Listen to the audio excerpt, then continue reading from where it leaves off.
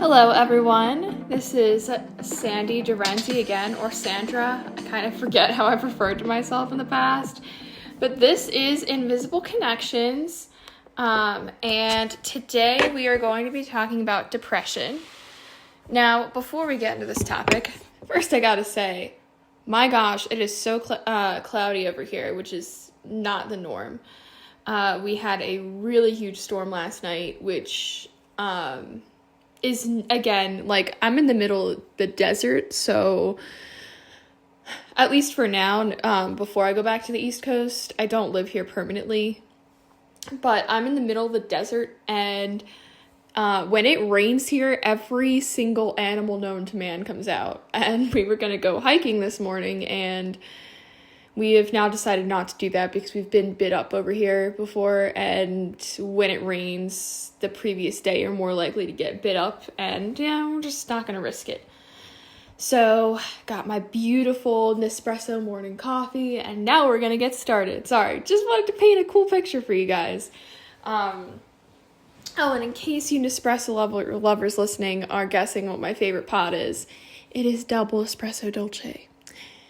Okay, anyway, so now that we are starting off, I want to first say, and I'm going to say this for every single time that we talk about depression or any other mental health condition that's a little bit more heavy, please make sure, so first of all, a trigger warning, if you yourself have struggled with depression, we're going to be talking about it, and if it's something that's hard for you to hear, then I would suggest maybe listening to a different episode, and I'll see you next time.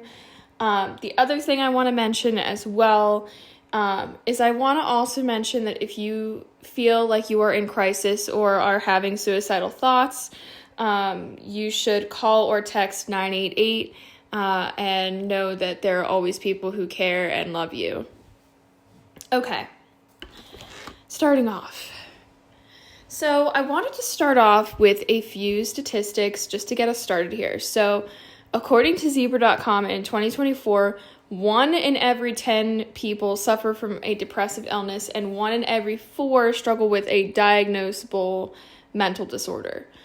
So the rates have risen since COVID, which is unfortunate, and especially now with currently how things are, with housing being so expensive, jobs not paying as much, and my generation just in general, and I think I'm speaking for everybody when I say that my generation has seriously been struggling to get housing and just kind of like start their lives because of all these hardships. I think that has caused an uprise in the depression rate.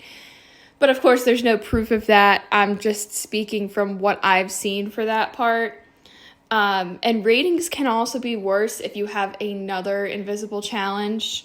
So I looked it up for autism, of course, because, I'm autistic. And according to PubMed.gov, autistics are 4 times more likely to develop depression than the general population, and up to 50% of autistics experience high levels of anxiety, according to autism.org.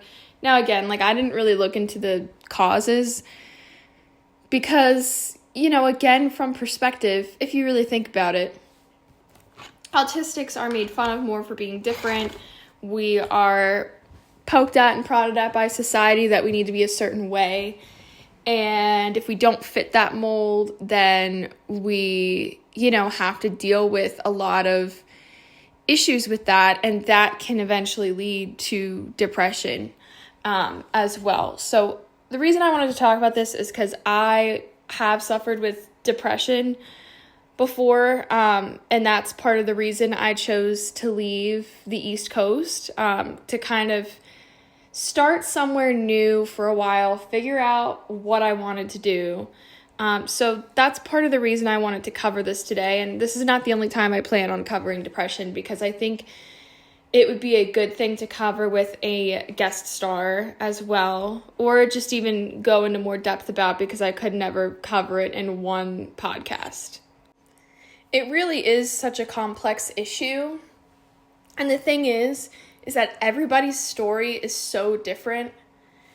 and so unique. And it's so interesting to hear other people's stories. So, but I definitely think that the autism rate for depression is worse because of just a lack of understanding. I mean, I can't tell you how many times I was in a room and the only thing being used was sarcastic language. And we just don't pick up on it very easily. We take everything very literally. And again, I'm not speaking for everyone, but I'm speaking mainly for my case, at least, is that I take things very literally. And growing up in a household where sarcasm was used a lot, and growing up in schools where sarcasm was used all the time, you know, it's almost like the feeling of you being at a dinner table and everyone around you is speaking a different language that you don't understand. They know you don't understand it, and they still choose to speak it anyway.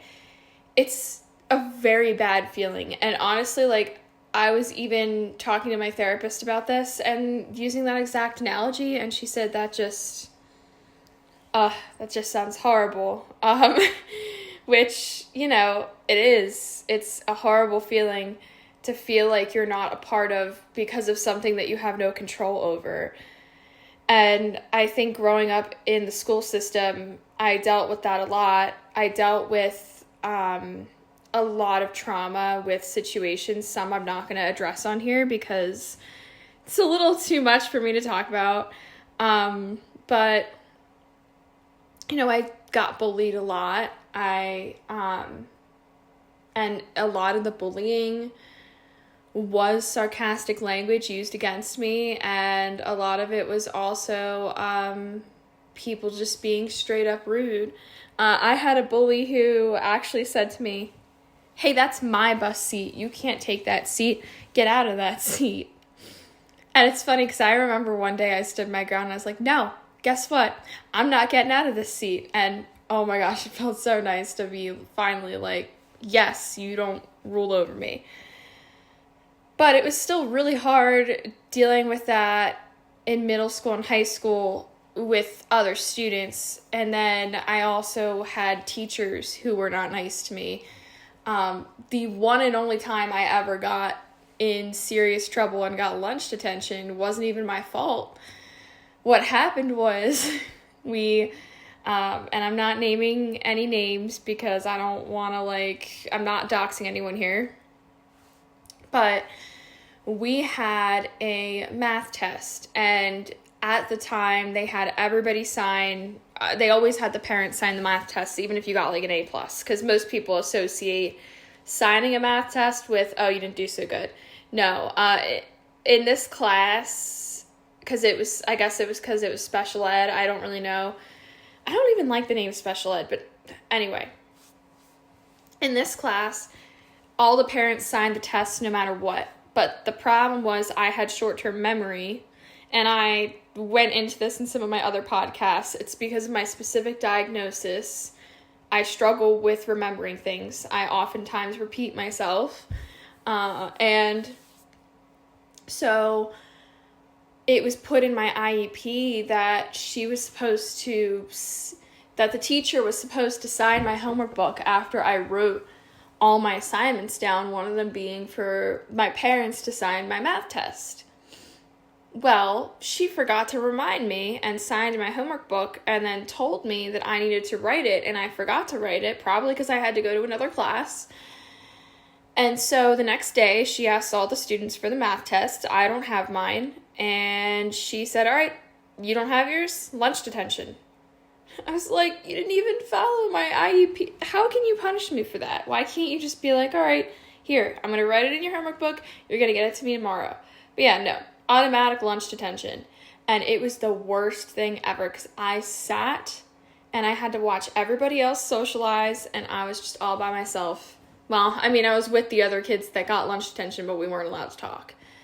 Worst punishment for a middle schooler when they're trying to fit in. And that's where I was. I was trying to fit in, and yeah, it was a tough scenario. So I had that. I had my first grade teacher yell at me a couple times, which is funny because I went to go visit her, I think when I graduated high school, and she said, "Oh, you used to cry all the time." Like, she probably thought I didn't remember, but I did remember that she used to yell at us. And one time I remember specifically that she told our class no school store, and I forgot and went to the school store because I have a learning difference, and she got mad and screamed at me, and I ran back to return the pencil, and my mom was there, and she's like, "Oh no, you're not returning that pencil." Like, and she went back to the room with me, and oh my gosh, yeah.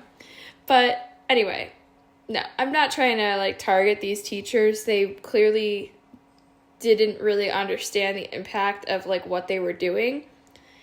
But I think having it happen to multiple times from multiple different teachers and also students, and having friends that I thought were my friends for and a lot of these friendships that I thought were legitimate lasted a good couple years, only for them to turn around and just completely stab me in the back. So to think that I had friends, and that wasn't all of my friendships, let me mention, like, teamwork wins and stuff. Like, I met a lot of really good friends that never did that to me. But I still had a lot of experiences in school before teamwork wins that happened a lot. And yeah, some even after. And it was very difficult to feel like at any moment I was in a friendship, that person could turn around and backstab me. And I started getting that feeling because I had that with so many friendships that I just got used to it. And then I went to college, and I had to deal with a lot of the baggage that I had to deal with in high school. There was one specific trauma that I'm deciding not to talk about here that happened, and the school took the other person's side, even though it put me in harm's way. And so I had a lot of undealt with feelings of not feeling accepted and feeling very frustrated at the school system and the way it failed me and society in general. And then in the middle of my college experience, COVID happened and we got sent home. And that was really difficult because I had this big dream that I wanted. I saw the stars when I was at college. I really wanted to be the teacher that I never had. And it was very difficult to work past some of that. But I did. I buckled down when I was at home. I did the work that I needed to do. I studied so hard. I studied for hours. I was like, I'm doing this. This is my dream. I'm not giving this up. And so I took the finals, and I literally, so the one class that I struggled with the most when COVID hit was calculus. And I just barely passed calculus. I had like a D, and I was like, you know what? I'm going to take it. And I'm going to tell you right now, look, I could have done so much better, but I got screwed over. And so I told myself, you know what? You did the best you can with the hand you were dealt. And it was a hard time. I wasn't, the friends that I started to develop in college that unfortunately a lot of them were not true friends. I thought at the time they were my friends, and I couldn't hang out with them because we were all stuck at home. And it was difficult. And the COVID difficulties did not stop when I returned back to campus. They continued. And it was just a very hard time. And then my mom moved out west. And I've talked to her about this, but at first it was very difficult for me. Because, I got so used to being thrown under the bus and abandoned that I felt like she was doing the same thing. And I've told her my feelings before, and we are so much in a better place right now. And it took me realizing that that's not why she left, and that it wasn't anything that I did. I blamed myself. It wasn't anything I did. And then I moved past that and I moved forward. I would say I've even moved even more forward this year living here. But yeah, she moved out west. I was back on the East Coast. 2-hour time difference. Oh yeah, by the way, those of you who are watching from the East Coast, I am 2 hours backwards from East Coast time. But yeah, so we continued, I pushed through. I had some really bad experiences with roommates in college, and my senior year, I roomed by myself. Now, I did have one really, really amazing roommate freshman year, but it didn't last because we got sent home. But I got to be roommates with her from August to March, about March. It was February, March. I don't remember. But yeah, I mean, I would still say we were friends. We had a very great time rooming together. And yeah, we talked things out. So yeah, my senior year rolled around and I roomed by myself, and I put my everything into my dream because I had my internship that spring right before I graduated, and it took up pretty much all of my time. Like, I took stuff home every day, every single day. And I had barely any downtime. But I enjoyed it so much because for me, it was the reactions of the kids when I put together a fun lesson. They were so engaged and they enjoyed it. And that's what I wanted. I didn't want to be robotic. I didn't want to be up and being like, this is what we're doing today. This is like, look, it's the mitochondria, the powerhouse of the cell. Yeah, I taught science. I taught science during my internship, and I taught it in a fun way. And I put my everything into it. Well, my internship ended. I graduated. That was like the, great, finally, I worked so hard for my dream, and now it's in my hands, and I got the degree to prove it. Yeah, maybe I didn't pass the certification test, but I got the degree to prove it, and I'm a teacher now, and I got a job, and I got my first job, and I worked in the summer, and I'm the type of person where I will throw myself into a career if it's something I'm really passionate about, and I was really passionate about teaching at the time, so I went for it right away. And I had people disagree with me and say, well, maybe you should take a break, you just graduated. But I'm like, no, this is my dream. I've been dreaming for this for a long time. I've had so many people tell me I can't. I'm ready to freaking do it. Well, as most of you know, it didn't work out the way that I intended for it to. In March, I got terminated. And that was something that was very difficult for me because I formed so much rapport with my students. And I know that there's teachers out there who don't think that's important, who said, no, that's not your job. Your job is to teach the content in a way that they understand, and that's it. But the truth is that way didn't work for me. No, I needed to form a connection. And forming connections with my students gave me even better ideas for how to teach them.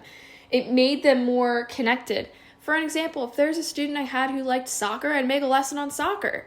I mean, it would involve math. Maybe it would be the velocity of kicking the ball. I mean, obviously, I'm not thinking of it right now because I don't know what I'm teaching, but I'd figure out a way to connect it. And I had so many students that enjoyed their time with me that I would get so much positive feedback in my feedback box, and I kept all of it. If you are my students listening, I kept all of it. I taped it to a book, and I kept all of the positive feedback because it just meant so much to me, and it was exactly what I wanted. I wanted students to feel connected with. I wanted students to feel understood, and that's the first step before learning. And then I wanted them to learn, and this job I taught math. I took a risk because I was a science degree and I got offered a math position for a learning difference school. But I just wanted to help kids with learning differences so bad that I just took it. And I said, you know what? I'm going to figure this out. I'm going to learn. I'm going to grow. I'm going to take this as a great opportunity to spread my wings and fly. I spent my whole entire winter break just, doing this professional development they wanted me to do and just trying to perfect myself and get better at the way that they wanted me to teach it. But it just wasn't a good fit. I'm not here to talk badly about the school I worked for because, first of all, I can't. But even if I could, I don't want to because it still was a good experience for me. It still offered me a lot of tools to move on to my next job with. It was still a good, experience. And I think we need to look at, experiences that we've been through, some that we feel are bad, and ask ourselves what we learned from it. Because everything happens for a reason. And I'm not saying it was bad. I'm just trying to make a point. I'm just not good at wording stuff. But it was definitely hard because I formed, such an amazing class and connection with these students. And, I made them want to learn math. A lot of people might argue with that because my teaching technique, it didn't fit into a specific category. It was very unique. It was something different that, that isn't really the norm. Like, I like to think of teaching as art. Each art piece has a different art style to it. Some people like specific art styles better, but it doesn't make the other art styles that they don't like ugly. It's a preference. It's a preference. That's how I view it. There were a lot of things that I did well. There were things that I needed to work on. I'm not sitting here saying I was a perfect teacher at all by any means. I was far from it. It was my first year. I was still learning. But if I had to ask myself, did I change their lives? I would say I did. And that's what I wanted. If it was one student, then I changed their outlook on math, changed their outlook on themselves. That's what I wanted. And I did that. And so it was a good experience, but it was a hard thing to have it happen mid-year. And then I had to apply for other jobs, which within itself is a job for those who are doing that right now and are unemployed. And that was a tough thing to go through. And then on top of that, in my personal life, I had a lot of struggles that I won't get into too much, but I felt a lot of rejection. I felt a lot of, you're not good enough the way you are. And I think I hit a point where I tried to be good enough for other people. And I people-pleased the crap out of people. And I didn't look out for myself. And I did what everybody else wanted. And that ended in me being very, very depressed. I felt a lot of pain every day, and it wasn't a good situation. And yeah, I just didn't prioritize myself. I thought that I was being selfish by putting my own needs first over others to take care of myself. So I just didn't take care of myself. And, I'm not going to get too far into it, but it was difficult. We're going to take a little break and then I'll finish up my story after this break, but we're about near our halfway point. So, as you all know, I am board secretary of Teamwork Wins. Yes, I had to mention it. And we are doing so much right now. I actually just posted a flyer, and I spent hours drawing it. So yeah, definitely please support us. The GoFundMe and teamworkwins.org will be in the description of this podcast, and I would really appreciate if you share those, even if you don't donate. That way we can get the word out there a lot quicker. So here is our Teamwork Wins. We're back.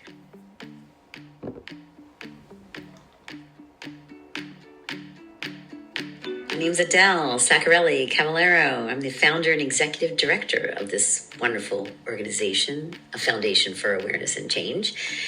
And it's dear to my heart.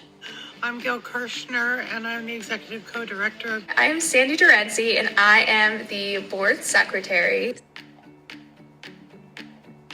Hey, is Teamwork Win still running? Well, we're on hiatus for a little bit. Or no, during COVID, we had to stop a little bit.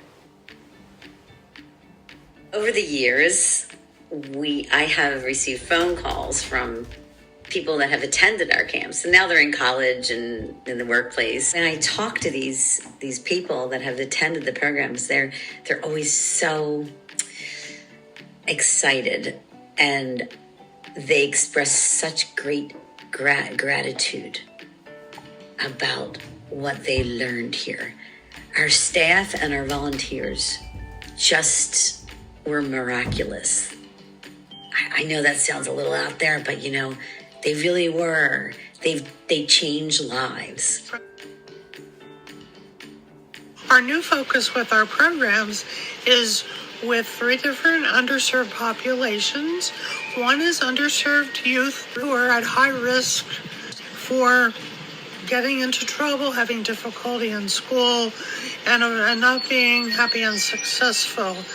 We also want to work with youth who have parents in prison, and we also want to work with ex-offenders who are trying diligently to turn their life around, but need additional support because of their invisible challenges. I would really like to create a program for raising awareness and educating workplaces about the autism spectrum and hiring employees, as well as trying to spread education to workplaces about autism. I'm hoping to also help one-on-one in order to help them find employment opportunity. One of the other things I want to do is make one of these programs virtual, still in the works, but I think it would be really cool because then people from all around the world or different parts of the United States and different time zones would be able to join.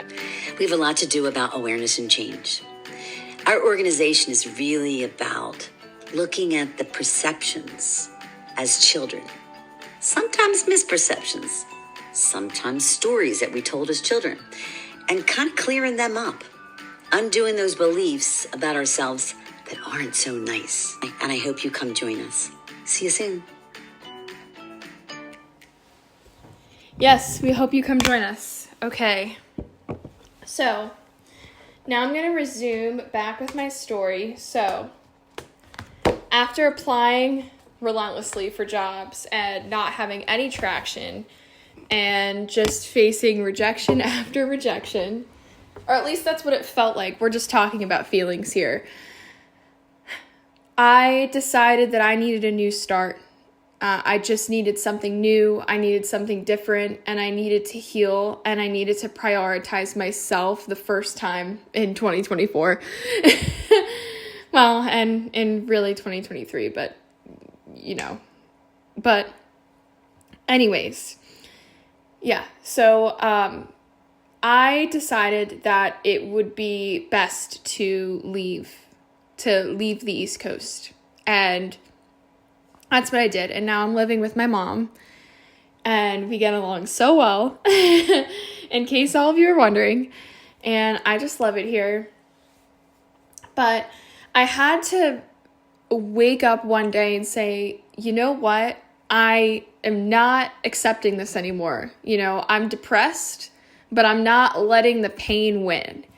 And I needed to hit that point. And I'm going to be honest, it took a little while. I spent a lot of time sleeping all day, just not feeling motivated. I wasn't eating a lot. I just was seriously struggling. And why am I talking about this? I don't want people to feel bad for me, but I know what it's like, and I know that there are other people out there. By the way, if you hear barking, that is my mom's dog, Dakota, and he's a little feisty. Anyway, but I just, I want people to know that they are not alone. I know how hard the pain can get. And so I wanted to share my story so that other people can look at my situation and be like, wow, she's really smart. She graduated college. She's capable of so much. But she went through what I'm going through. I'm not alone, And so if I can help one person, I've done my job. And, I want this podcast to be able to help so many. And I know that we all have different invisible challenges and struggles. And I know that someone on this may be struggling with depression. So this is my way of saying you're not alone. These were my struggles with depression. And I know my story might look a lot different than other people's, but I know that it's true. And, I know what I know. And I'm not sharing everything on this podcast, but I'm sharing just enough. So that's mainly my story, and I've spent a lot of time here recovering. So the next question will probably be, how have you been recovering? Well, there's a few things I've been doing. The first step was really talking about my feelings. I've been in therapy for a long time, but my therapist is licensed in the East Coast, so I had a limited amount of sessions when I got here. So I used those sessions to my advantage, and I really let a lot of my emotions go and let it out. I'd been holding in so much. I'd been holding in so much pain and anguish, and I just needed to let it all out and feel my feelings and go through grief. And the first month or two, I was like, why am I so angry about the same thing over and over again? Like, why can't I get over this? But I'm still so angry about it and so upset about it that I'll be crying for hours. No, that is all a part of it. So if that is you, you are on your way to healing. It's part of the 5 stages of grief. You gotta let it out. So I let it all out.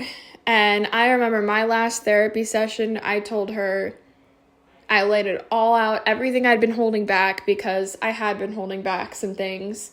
I let it all out.